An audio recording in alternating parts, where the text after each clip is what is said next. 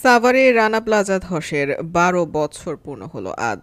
২০১৩ সালের এই দিনে ৮তলা ভবন ধসে প্রাণ হারান ১,১৩৫ জন গার্মেন্টস শ্রমিক। আহত হন আরও প্রায় ২,০০০ মানুষ। এটি বিশ্বের ইতিহাসে তৃতীয় বৃহত্তম শিল্প দুর্ঘটনা হিসেবে বিবেচিত। এ ঘটনা দেশের গণ্ডি পেরিয়ে নাড়া দিয়েছিল বিশ্বকেও। রানা প্লাজা ট্র্যাজেডির এক যুগ পেরিয়ে গেলেও থামেনি স্বজনদের কান্না, আতঙ্ক কাটেনি আহতদের। দীর্ঘ ১২ বছরেও নিষ্পত্তি হয়নি মামলা, শেষ হয়নি বিচার। ৩ বছর আগে শুরু হওয়া স্বাক্ষর ৫ ভাগের ১ ভাগও শেষ হয়নি। মামলার ৫৯৪ জন সাক্ষীর মধ্যে ৮৩ জনের সাক্ষ্য গ্রহণ শেষ হয়েছে।